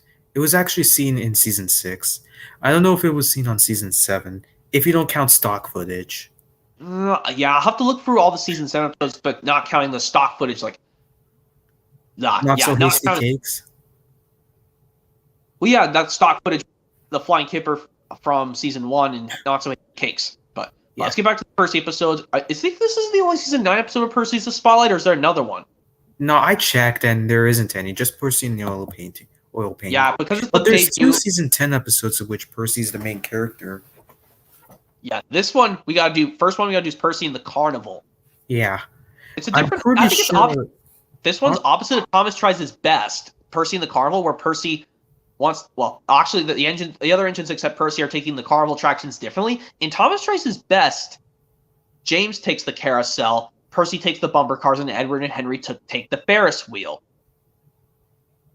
And But I think this one- Thomas takes the. He takes the fireworks and the Chinese dragon. I'm talking about in Thomas Tries His Best. I don't know what he pulls in Thomas Tries His Best. Thomas in the. Or at for the least he carnival. does pull something carnival related, but then his next job is to pull chickens. But this episode, Percy in the Carnival, Edward pulls the carousel, and James and Emily take the Ferris wheel, and they want and the new addition, Henry takes the roller coaster, but Gordon is asked to pull take people to the carnival. Let's say Gordon, the carnival people. So yes, Edward takes the carousel, Henry takes the roller coaster, and Gordon takes carnival people and coaches. Toby the bumper cars, and James and Emily take the Ferris wheel. And the final one, Thomas is told by Sir Tom to take the fireworks and the Chinese dragon.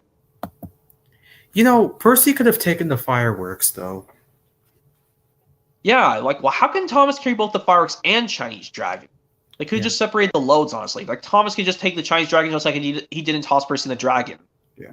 At least Thomas doesn't speak at all in the episode, even though he was mentioned. Like, in Percy in the Carnival, he's just mentioned, but he doesn't speak at all. Yeah.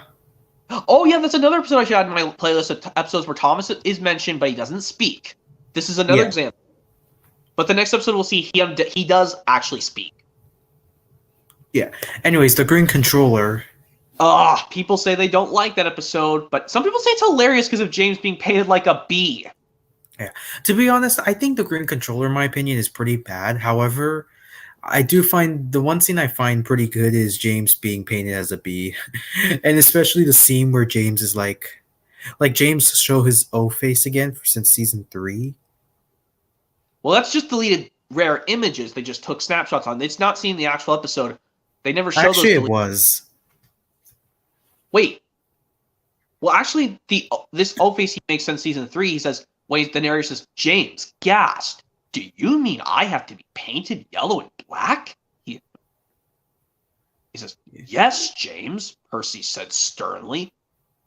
But why? And then he makes his worried face. Yeah.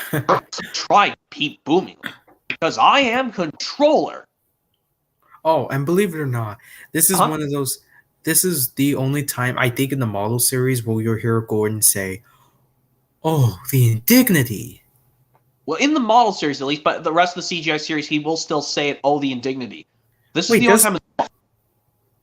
Hold Well, on. in Hero, no, in Wasn't Hero there the Rails, he another just episode in which? Oh no! Wait, there is another time Gordon says the indignity in the model series. It was calling all engines, right? says the indignity. Yeah. He says it twice in the special. He just says the indignity, but this one he says, "Oh, the indignity." But my question is, "Oh, the indignity." Yeah. But I also like, but from Hero the Rails in the fourth episode of season 13, he just says, "Ugh, the indignity." And the first season 13 episode, he does say, "Oh, the indignity," was when after he crashed into the slate cars and snow tracks. Oh, the indignity. At least I can see now. But yeah, I think it's 5:46 SE, so I think we're gonna probably end off this stream in a few minutes. Well, we'll do the last episode. We'll wrap it up with the last fully model episode with Percy's the Spotlight. Unless there's another season 10 episode we got to do with Percy's the lead in season 10. Then we'll do Percy and the Baggage from season 11. Yeah. The green controller we already did.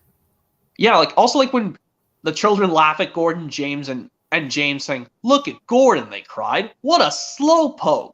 Yeah. Oh. Percy and the Baggage.